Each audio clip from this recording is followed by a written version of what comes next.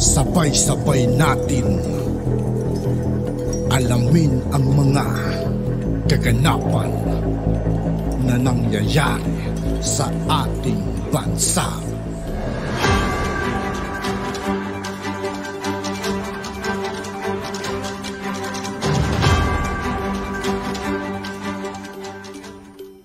Yo, what's up mga kaibigan? This is I2K po again.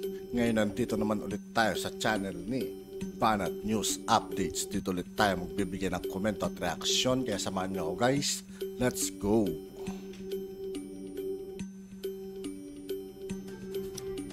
Ng PCG ay yung Chinese Maritime Militia.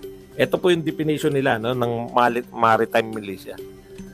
Double duty, mga fisherman na yung mga Chinese, tapos militia pa, no? Tapatan daw natin ng mga fisherman natin, gawin nating mga militia yung fisherman. Kailangan natin na 1,000 para matapatan yung fisherman nila. Tingnan nyo po yung kung gaano ka-defeatist yung ating no? Hindi po practical eh. Yung mga Chinese kasi raw, yung mga fisherman nila, double duty, fisherman na, Chinese militia pa. Kaya ganun din daw ang gawin natin. Tinitiyak ko sa inyo, kung militia man yun, may sweldo po yun. Tayo po, yung mga mangingisda natin, pasosweldohin po natin din ng katulad nung para lang sila tumambay lang din dun.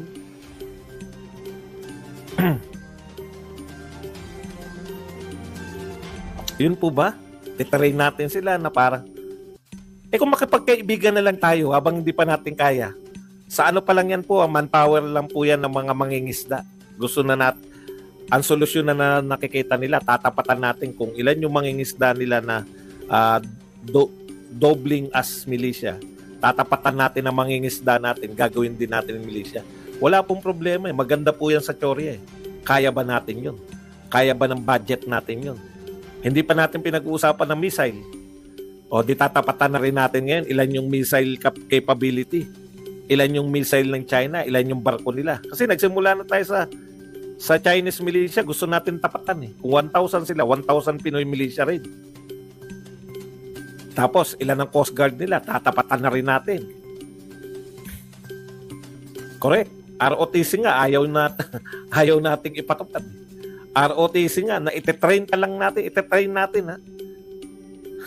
Ay, tinututulan yun eh. Tinututulan na ng ating mga hindi po sila gusto ng mga sundalo na mag-ROTC. Yung ating pong mga mambabatas. Yun pa kayang mga militia? Babudgetan nyo yung militia? Di ang laki po ng budget. Ang dami po hindi po ako nagmumukhang no. Yan po ang balita ngayon eh. Ang dami pong gutom na Pilipino. Tapos uunahin natin mag-recruit ng mga militia. Pati bangka nila, lalagyan din natin para pag magkabanggaan may pambutas tayo ng mga bangka nila.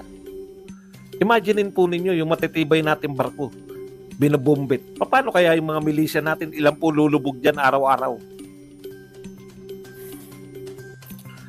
Pwede naman po na, di po ba? Pwede naman po maging practical tayo.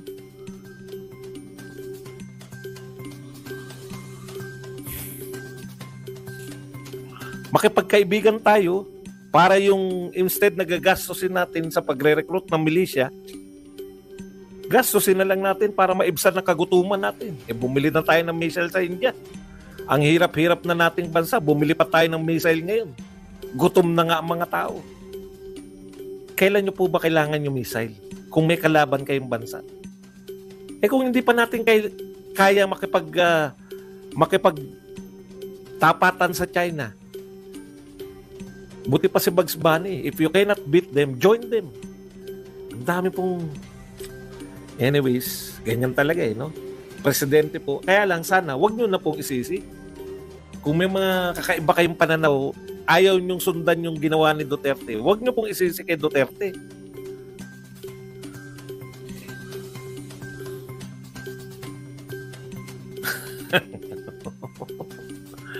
Hindi malolobat yan. Nakadirekta sa utak yun.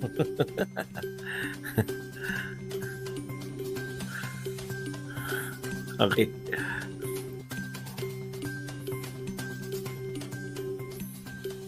Tingin pa tayo rito ha. Ito po, ito na po, Sandro Rallis, Partido Federal ng Pilipinas for 12-month Senate slate in 2025 election. Bubuo na raw po si Sandro Marcos ng 12-month Senate slate in 2025 elections, no? Bubuo na si Sandro.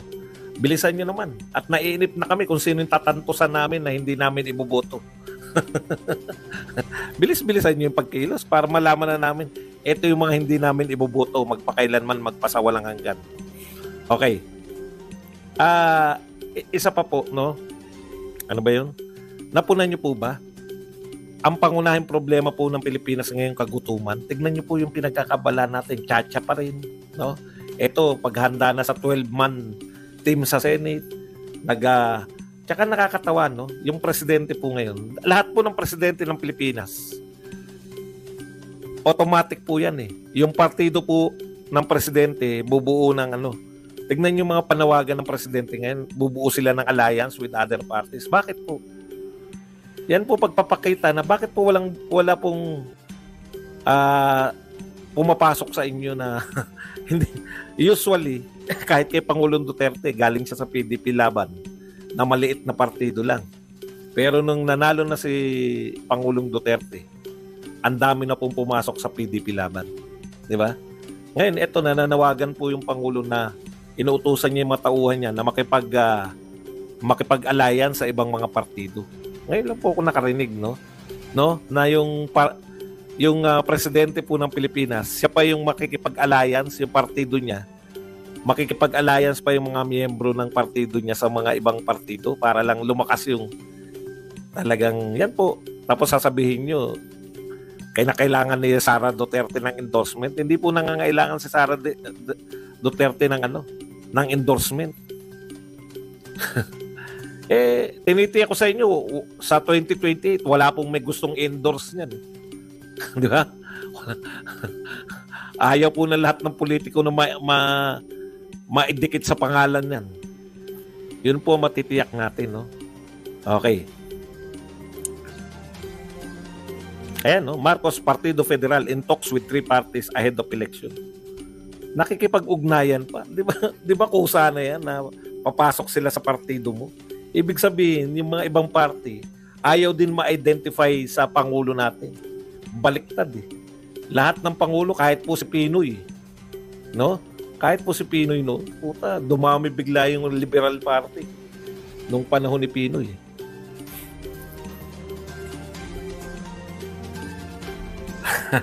Mamaya po mga tanong, ulitin niyo po yung mga tanong. Ayan po yung sinasabi ni Panelo, tawa ng tawa si Panelo, no? Mga senador napapaso at puro takot hawakan ng issue kay PBBM. Takot ang mga senador na umattend at ma-identify. Okay, ito po, nagsuntukan po.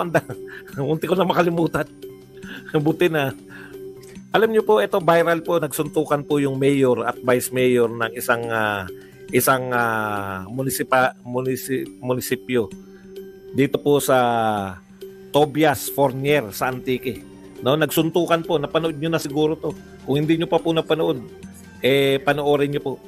Nagsuntukan po yung mayor at vice mayor dahil po sa food packs, no? Talagang ibang klase po, no? Ibang klase po. Ito po patunay na yung kagutuman. Biruin nyo, ngayon ko lang po narinig mayor at vice mayor nagsuntukan kasi po ang humingi yata, no? Humingi yata ng food packs ito pong si vice mayor. Kaya gusto niya, siya po yung may hawak ng food packs. Hindi po pumayag si mayor. Nagkaagawan ng manibela at nagpang-abot, nagsuntukan.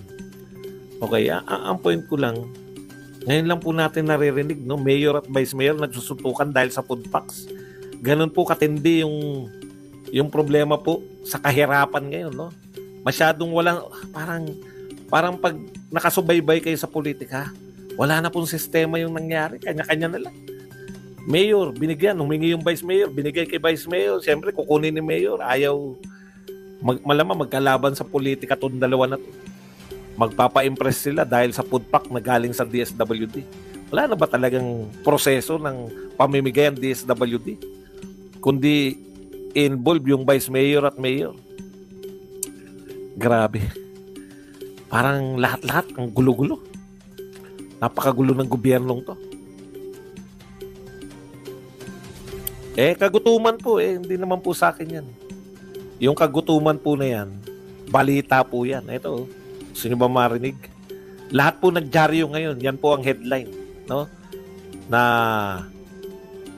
ilang porsyento na ba? Ito po ang pinakamaraming bilang ng gutom na Pilipino mula nung 2021. Bakit po 2021? Kasi pandemic nun eh. Oh. Mula po ng pandemic, ngayon na po gutom ang pinakagutom ang mga Pilipino. Punta po tayo. At yun nga po mga kaibigan, dito po nagtatapos ang ating reaction video. Muli ako po si I2K ng Sundalo ng Dunggalo. Maraming salamat sa patuloy na pagsuporta. Yeah, peace out.